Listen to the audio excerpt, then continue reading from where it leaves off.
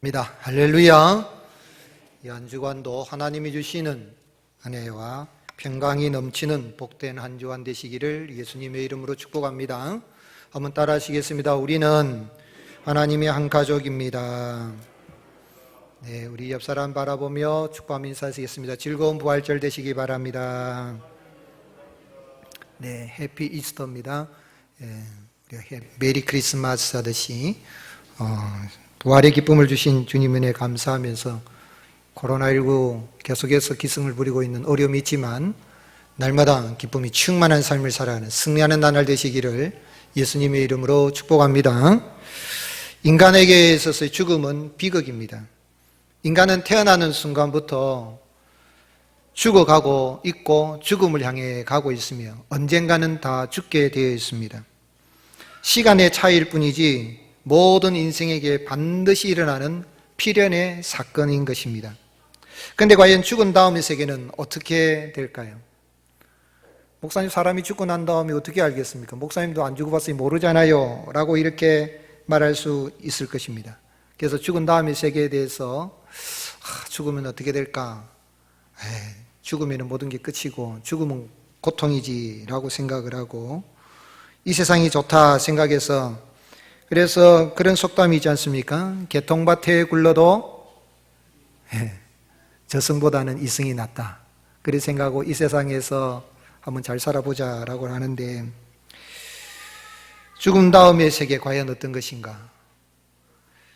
어느 골프장에서 백발의 노인이 멋진 샷을 날렸습니다. 잘 맞았어요. 그래서 저 옆에 보고 있던 젊은 사람이 나이샷! 어르신 저렇게 정정하게 아주 정정하게 치시는 거 보니까 100세까지는 거뜬히 사시겠습니다. 그랬는데 이 어르신이 그냥 별로 기분이 안 좋아요. 그냥 대꾸도 하지도 않고 카트에 올라타서 이동을 하면서 뭐라고 하냐면 요즘 젊은 애들은 숫자를 100까지밖에 모르는가 봐. 무슨 이야기입니까? 100세보다 더 살 수 있다 그러는데 그 어르신 연세가 98세랍니다. 2년 뒤에 죽으라 이 말이죠. 100세 시대에 100세를 살아도 더 살고 싶은 것이 인간의 욕망이고 그럴 수 있는데 그런 언젠가는 죽게 되어 있습니다. 과연 우리는 죽을 수밖에 없는 인생인데 죽음을 두려워하지 않고 어떻게 날마다 기쁨이 충만하고 행복한 삶을 살아갈 수가 있겠습니까?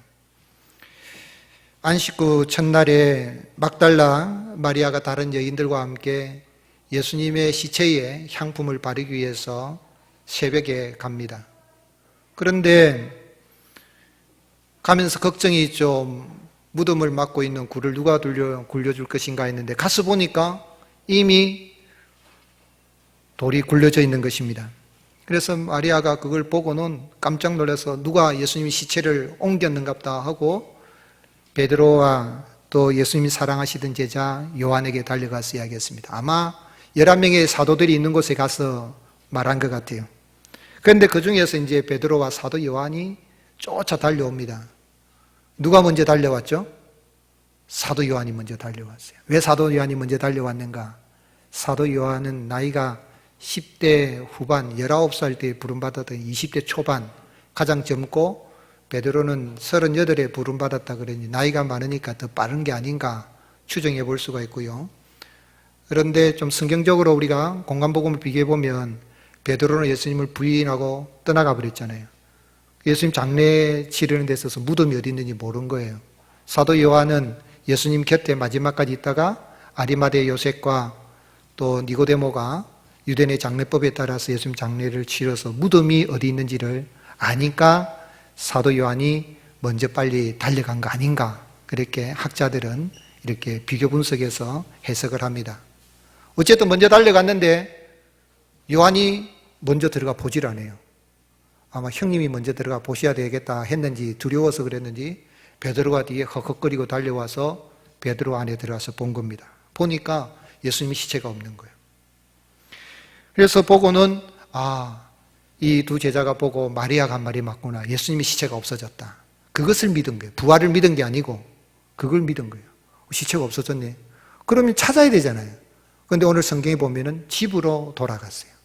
돌아간 다음에 오늘 읽은 본문 말씀 보면 막달라 마리아는 어떻게 하고 있습니까? 계속해서 울면서 무덤 안을 보면서 이렇게 하고 있다가 누구를 만났어요?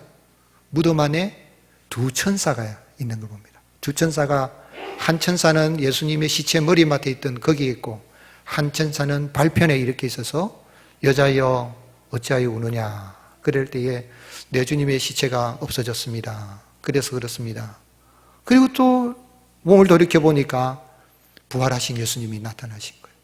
그래서 여자여 어찌하여 우느냐, 누구를 찾느냐. 그럴 때에 마리아가, 막달라 마리아가 동산직인 줄 알고 주여 내 주님의 시체를 어디로 둔지 모릅니다. 혹시 아시면 얘기해 주십시오. 그럼 제가 가져가겠습니다. 그리 말하는데 예수님이 미리암, 마리아야 이렇게 부른 거예요. 그때 예수님이신 줄 알고 너무 좋아서 예수님 붙잡으려고 하니까 예수님이 나를 붙잡지 마라. 내가 아직 아버지께로 올라가야 되니까 나를 붙잡지 말고 형제들에 가서 내가 하나님 아버지께로 올라간다고 전해라. 그래서 막달라 마리아가 다시 제자들이, 사도들이 있는 데 가서 내가 주를 보았다라고 증거한 내용이에요. 그러면 왜 부활하신 예수님께서, 여러분 나타나시려고 하면, 예수님이 다시 살아나셨으면 여러분 죽은 자 가운데 살아났다면 누구에게 제일 먼저 가겠습니까? 누구한테 제일 먼저 가겠어요? 모친 마리아가 얼마나 가슴 아파했어요. 십자가 옆에서. 어머니에게 먼저 가가지고 어머니 제가 살아났습니다 이래 말해야 되잖아요. 아니면 또 12제자 가운데 한 명은 제 갈 길 가도 11명 남아있는 데 가서 그렇게 예수님 3년 동안 동고동락 하면서 가르쳤으니까 제자들에게 먼저 봐라 내가 살아났다 이래야 되잖아요. 뒤에 물론 예수님이 나타나셨지만 처음 목격하는, 처음 찾아가는데, 그리고 또 사내들인 공회 회원 가운데 용기를 내가지고 예수님이 시체를 가져다가 장례를 치른 사람이 있습니다. 누굽니까? 아리마대 요셉과 니고데모입니다. 그러면 그들에게 이야기하면은 이 사람들은 사내들인 공회원이니까 오늘날 국회의원이잖아요. 내가 장례를 치렀는데 예수님이 죽은 자 가운데 살아났다면 더 확실하잖아요. 그런데 그렇게 안 하고 7 귀신 들렸다가 고침받은 이 막달라 마리아에게 나타나서 예수님이 왜 마리아에게 나타나요? 그것도 베드로하고 야곱, 베드로, 요한이 같이 왔을 때 그때 나타나면 좋잖아요. 천사들이 같이 이렇게 나타났으면 좋았는데 다 떠난 다음에 혼자서 막달라 마리아가 울고 있을 때 그 여자 혼자 있는데 예수님이 왜 나타나셨을까요? 부활하신 목적이 뭘까요? 어떻게 하면 우리는 본문 말씀에서 좀 죽을 수밖에 없는 인생이 죽음을 두려지 않고 정말 우리가 기쁨이 넘치는 행복한 삶을 살아갈 수 있겠어요?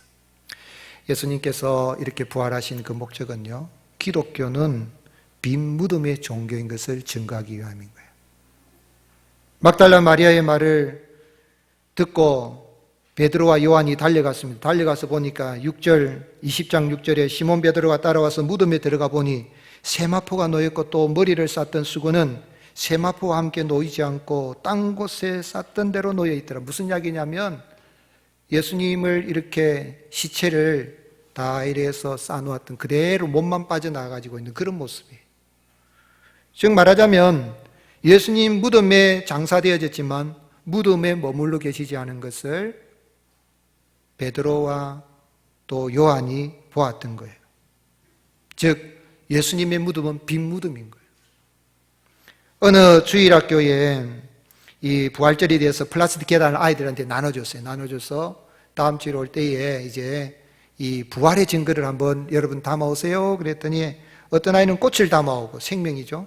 또 어떤 아이는 나비를 담아오고, 그 플라스틱 계란 안에다가 또 어떤 아이는 새싹을 담아왔어요. 그런데 어떤 아이는 조금 친구들에게 좀 지능이 떨어져 보이는 그런 아이인데, 이 아이는 플라스틱 계란에 아무것도 안 담고 그냥 온 거예요. 그래서 선생님이 가져오니 선생님이 너는 왜 아무것도 안 가져왔느냐 그랬더니 아이들도 아이고 저 바보 그럴 줄 알았다, 아무것도 못 가져올 줄 알았다 그러는데 너는 왜 그냥 왔냐 물으니까 아이가 뭐라고 말합니까? 예수님의 무덤은 부활하셔서 비어 있잖아요. 그래서 저는 빈 이 플라스틱 계란을 가져왔습니다. 그런 이야기예요. 오늘 세상의 모든 종교는 그들의 교주의 무덤을 자랑합니다. 애국 사람들은 왕들의 무덤인 피라밋을 자랑하고, 이슬람 교도들은 메카에 있는 카바 신전을 자랑하고, 메디나 예언자의 모스크에 있는 마호메트 유해가 있는 커다란 돌관을 자랑합니다.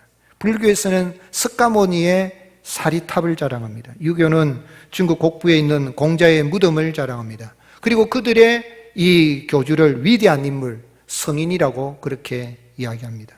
그러나 기독교는 빈 무덤을 자랑합니다. 무덤을 자랑하는 종교는 잠시 인간 윤리 도덕적인 삶의 가르침은 있을지 몰라도 영원한 생명의 소망은 없는 것입니다. 만약에 우리가 요한복음을 오랫동안 묵상을 했는데 요한복음이 19장까지만 기록되고 끝났다 그러면 예수님이나 스가몬이나 공자나 마호메트나 별반 다를 바가 없습니다. 그런데 20장, 21장이 기록된 건 예수님은 죽음으로써 끝난 것이 아니라 무덤에 머물러 계셨지만 영원히 계시지 않고 사흘 만에 부활하셔서 예수님의 무덤은 빈 무덤인 것을 증거해 주고 있는 것입니다. 그러므로 오늘 이 요한복음 20장 이후의 이 말씀이 바로 기독교의 핵심이고 모든 종교와의 차별성을 보여주고 있는 것입니다. 많은 그리스도인들이 예루살렘의 성지순례한테 갑니다. 그럼 그곳에 가면 예수님 무덤이라고 가이드가 안내도 해주기도 합니다. 예수님이 십자가 달렸다가 내린 곳입니다. 여기에서 이렇게 향품을 바르고 했습니다. 또 예수님 무덤입니다. 하지만 그 예수님 무덤이란 곳에 가면 예수님의 시체가 있습니까? 없습니까? 없어요. 있으면 기독교는 끝난 거죠. 생명 끝이에요. 예수님은 그곳에 계시지 않고 예수님은 어디 계시죠? 부활하신 예수님 영으로 부활하신 예수님에게 성령님은 믿는 자들인 우리 안에 내 안에 계신 것을 믿으시기를 주님의 이름으로 축복합니다. 이스라엘에 가도 예수님의 무덤은 무덤이라고 추정되는 것을 이야기하는 곳은 빈 무덤입니다. 빈 십자가요, 빈 무덤입니다. 로마 가톨릭교는 예수님이 십자가에 달려있는 그런 십자가를 이야기하지만 우리 기독교의 십자가는 빈 십자가요, 빈 무덤입니다. 왜요? 부활하셨기 때문에. 부활하신 그 주님, 기독교는 빈 무덤의 종교인데, 빈 십자가의 종교인데, 그 부활하신 예수님, 우리에게 어떤 은혜와 복을 주십니까? 기독교가 증거하고 있는 그 부활하신 예수님을 통해서 얻는 그 복음의 메시지를 통해 얻는 축복이 무엇입니까? 그것은 죽음의 슬픔에서 생명의 기쁨으로 인도해 주시는 은혜와 복을 누리게 되는 것입니다. 안식 후 첫날 이른 아침에 예수님의 시체 향품을 바르기 위해 찾아간 이 막달라 마리아, 제자들이 데려왔는데도, 제자들이 와서 봤는데도 시체 없어졌다는 걸수 끝나버려 집으로 돌아간 가운데서도 계속 울고 있습니다. 11절에 마리아는 무덤 밖에 서서 울고 있더니 울면서 구부려 무덤 안을 들여다보니, 이 울면서 계속 우는 거예요. 근데 운다는 이 단어가 헬라에 그냥 우는 거 아니에요. 눈물 뭐 주르르 그런 그 정도가 아니라 통곡하면서 우는 거예요. 하면서 우리 예수님 시체가 어디 갔노 도대체. 예수님 시체를 내가 가져가야 되는데 하면서 어디를 보는 거예요? 무덤 안을 보고 있는 거예요. 그런데 갑자기 두 천사가 나타난 거예요. 기절할 일이죠. 천사가 탁 나타나서 있으면서 뭐라고 말합니까? 13절에 여자여 어찌하여 우느냐. 내 주님을 어디다 있는지 알지 못합니다. 울고 있는데 부활하신 예수님이 딱 나타나신 15절에 예수께서 이르시되 여자여 어찌하여 울며 누구를 찾느냐. 뒤돌아봤어요. 마리아가 뒤돌아보면 아마 천사들이 왜 우느냐 봐라 하고 손을 가리켰는지 성경에는 없어요. 그래서 돌이켜봤는지 인기척에서 돌아봤는지 부활하신 예수 처음에는 몰랐지만은 부활하신 예수님을 막달라 마리아가 알게 된 것입니다. 예수님께서 16절에 마리아야 미리암 이렇게 부르니까 그 말을 들을 때에 주님이시구나 알고는 예수님을 붙잡으려고 하는 거예요. 그럴 때 예수님이 나를 붙들지 말라. 이제는 눈물 콧물이 범벅이 된 가운데서 이제는 기쁨의 눈물을 흘리면서 예수님을 잡으려고 하는, 죽음의 슬픔에서 생명의 기쁨으로 바뀌도록 우리 주님이 영원한 기쁨을 막달라 마리아에게 주신 것입니다. 오늘 예수님을 믿는 사람들에게는 이런 생명의 기쁨의 역사가 일어나게 되는 것입니다. 또한 부활하신 예수님께서 주시는 은혜가 축복이 어떤 것입니까? 누구든지 예수님을 믿으면, 부활하신 예수님을 믿으면 마귀의 자녀에서 하나님의 자녀가 되는 은혜를 주시는 것입니다. 17절에 예수님이 뭐라고 말씀하십니까? 참 예수님이 붙잡으려고 하는 마리아에게 너는 내 형제들에게 가서 이르라 내가 내 아버지 곧 누구 아버지? 너희 아버지, 내 하나님 곧 너희 하나님께로 올라간다 하라 그랬어요. 예수님 아버지, 친아버지 여호와 하나님이신데 이제는 누구든지 예수님을 믿으면 양자의 영을 받아서 하나님을 아버지라 부를 수 있고 예수님의 하나님이 나의 하나님, 예수님 아버지가 나의 아버지가 되는 믿는 자들의 아버지가 되게 하시는 은혜를 베풀어 주시는 것입니다. 예수님 믿기 전에 이 세상에 태어난 사람 다 마귀 자식이에요. 기분이 좋든지 싫든지 간에 마귀 자녀입니다. 저는 동네 정가로 태어났고 어떤 사람은 김해 김씨 전주이시로 태어나서 우리 아버지는 누군데 마귀 아닌데 할지 몰라도 예수님이 분명하게 말씀했어요. 요한복음 8장 44절에 너희는 너희 아비 마귀에게서 났으니 너희 아비의 욕심대로 너희도 행하고자 하느니라. 예수님 안 믿는 사람들이 흉악한 죄를 짓고도 얼굴 뻔뻔하고 그러고도 살아가는 이유가 뭐냐면 거짓의 아비 마귀가 시킨 대로 살인하고 거짓 욕하고 거짓말하고 막 그렇게 살아가는 거예요. 그러나 믿기 전에는 진노의 자녀였어요. 마귀의 자녀였어요. 육신의 아버지를 섬기고 있어요. 그러나 예수님을 믿고 난 다음에는 누구든지 부활하신 예수님, 부활의 영이신 예수님을 믿게 되면 예수님의 아버지가 나의 아버지요 예수님의 하나님이 나의 하나님이 되는 은혜를 누리게 되는 것입니다. 로마서 8장 15절 같이 읽겠습니다. 너희는 다시 무수하는 종의 영을 받지 아니하고 양자의 영을 받았으므로 우리가 아빠 아버지라고 부르짖느니라. 아멘. 오늘 여러분 예수님 믿는 모든 사람은 하나님의 아들이 된 걸 믿으시기를 주님으로 축복합니다. 또 하나님의 딸이 된 걸 믿으시기를 주님으로 축복합니다. 옆 사람 바라보고 축복하십시오. 당신 하나님의 아들입니다. 당신 하나님의 딸입니다. 하나님 딸처럼 보입니까? 아들처럼 보입니까? 아이고 생긴 건 그래갖고 무슨 네가 하나님의 아들이 이런 마음 안 듭니까? 예수님 부활하신 예수님이 죄를 없애하시고 누구든지 예수님을 믿으면 예수님이 내 아버지 곧 너희 아버지 내 하나님 곧 너희 하나님께로 내가 올라가노라. 예수님을 믿는 순간에 우리는 하나님과 우리의 관계가 새로운 관계로 형성이 되어져서 하나님을 아빠 아버지라고 부르게 되는 것입니다. 이 이야기는 하나님이 우리의 가는 길에 모든 걸 책임지신다는 거예요. 친자나 양자나 태어날 때 출신은 좀 달라도 법적으로는 똑같은 권세가 있는 것입니다. 어느 집사님 아들을 키웠는데 이 아들이 중학교 올라가더니 공부는 안 하고 막 게임만 좋아가지고 막 밤새도록 게임하고 막 늦게까지 잠자고 막 이렇게 화가 나는데 아들이 어느 날 엄마 내 밉지? 공부도 못하고 게임만 하니까 밉지 그랬어요.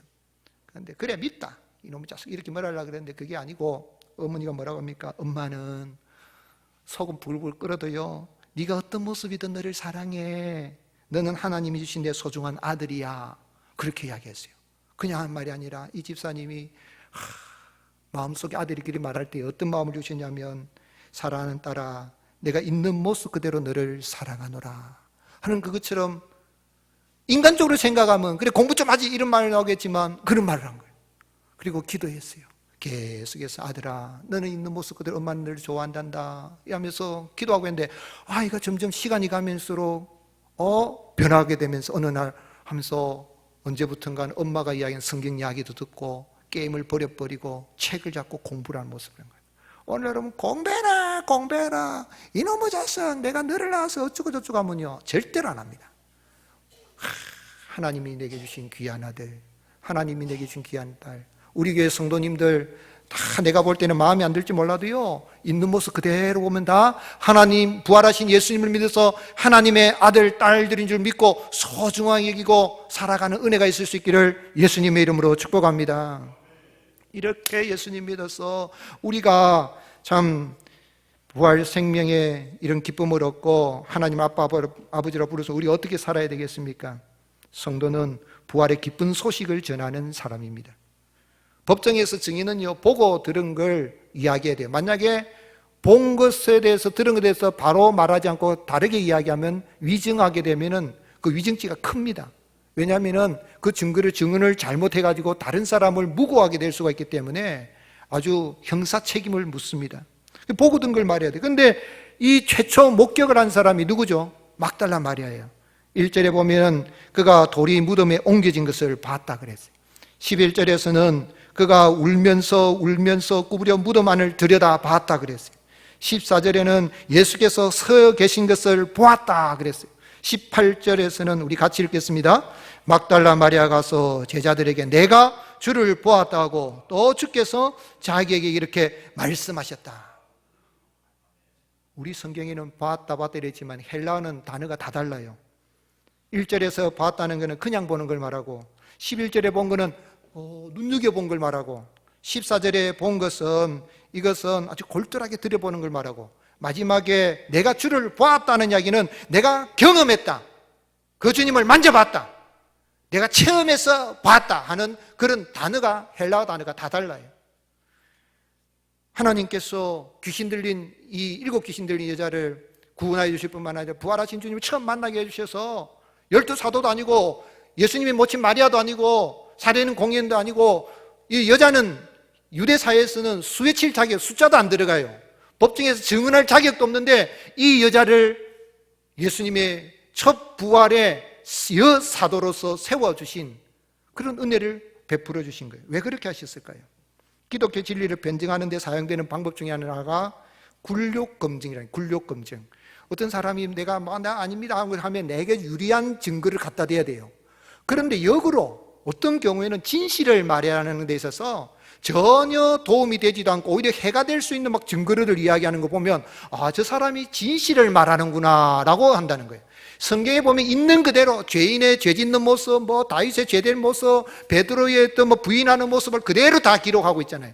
그것처럼 막달라 마리아가 이 7 귀신 들렸던 여자가 이야기하는 거 보면은 법적인 증인의 자격도 없고 하지만은 그대로 기록하고 있는 것은 부활인 진실이구나 하는 걸 역으로 증거하고 있다. 그게 굴욕검증이라 그래요. 뿐만 아니라 중요한 건 7 귀신 들렸던 여자가 예수님 만나서 죄사함 받고 온전하게 될 뿐만 아니라 부활하신 주님 얼굴이 달라지니까 내가 주를 봤다 하면서 막 이제는 다른 거예요. 그전에는 울고 막 그랬는데 이제는 울음이 바뀌었으면 기쁨이 되면서 내가 주를 봤다 그러고 베드로가 다시 하여서 주님이 이렇게 말씀하셨어요. 갈릴리 먼저가 계신다 그랬어요. 막 이야기하는 거예요. 그 제자들이 갈릴리 먼저 가신 예수님을 만나게 되잖아요. 이런 변화된 모습. 오늘 여러분 예수 그리스도를 믿는 사람들은 이런 변화된 이런 기쁨의 은혜가 있으면 나가서 내가 주를 보았다 한번 따라합시다. 내가 주를 보았다. 내가 예수님을 만났다. 만났습니까? 객관적으로 예수님이 부활하셨다 하더라. 그거는 신앙이 아니에요. 막달라 마리아처럼 내가 예수님을 만났다. 성경 말씀을 통하여 목사님 설교를 통하여서 내가 기도하는 가운데 부활하신 예수님을 성령님이 부활하시면 내 안에 계심을 나는 믿는다. 주님이 이렇게 말씀하셨다 라고 이야기하는 그게 부활의 기쁜 소식을 전하는 거예요. 거기에 전하고 나가면 놀라운 은혜의 역사가 일어나게 되는 것입니다. 흔히들 4월은 무슨 달이라고 하죠? 4월은 무슨 달? 잔인한 달이에요. 왜 잔인한 달이죠? 제가 군에 군목으로 있을 때, 공무원으로 있을 때 4월 때는 상여금이 안 나와요. 공무원은 보너스가 600%에서 좀 몇 년 지나 5년인가 지나면 800% 나와요. 그럼 중간에 50%나 100%는 4월 달에는 하나도 안 나오니까 참 힘들어요. 그래서 모여가지고 군인들이 4월 달은 참 잔인한 달이야. 그래서 잔인합니까? 그것이 아니라 영국의 노벨 문학상을 수상한 1948 노벨 문학상을 수상한 영국의 시인 토머스 엘리엇이 황무지라는 시에 이 시를 발표했습니다. 제1부 죽은 자의 매장이라는 그게 이제 표현한 거예요. 4월은 가장 잔인한 달. 죽은 땅에서 라일락을 키워내고 기억과 욕정을 뒤섞으며 봄비로 잠든 뿌리를 뒤흔든다. 차라리 겨울은 우리를 따뜻하게 했었다. 망각의 눈으로 대지를 덮고 마른 구근으로 가냘픈 생명을 키웠으니 차라리 겨울에는 그래도 생명이 뿌리에서 했는데 봄 된 4월이 됐는데도 이렇게 색이 나지도 않고 꽃이 피지 않으니 4월은 참 잔인한 달이구나 라는 그런 의미에서 이야기한 거예요. 무슨 이야기입니까?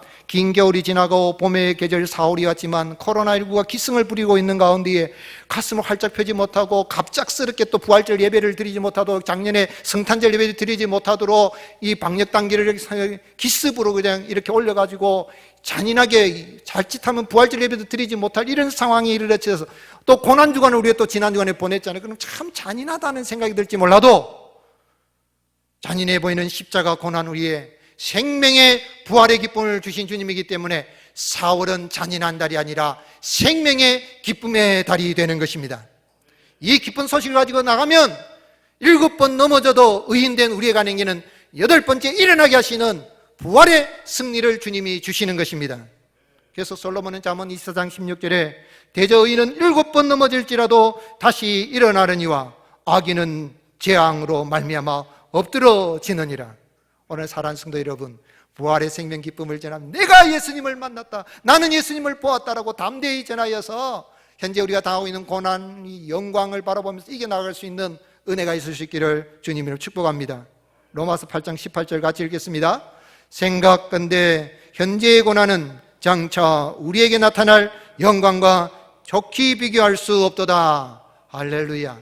그렇습니다. 부활의 영광을 바라보면서 날 구원하신 주님 생명을 주시고 나를 하나님의 자녀, 아들, 딸 삼아주신 은혜를 감사해서 담대히 이 부활의 기쁨을 전하여서 우리의 가정과 또 우리 교회 안에, 우리 사회, 일터의 학교에 이런 생명의 기쁨의 역사가 있는 복된 나날이 되시기를, 아름다운 계절이 되기를 예수님의 이름으로 축복합니다.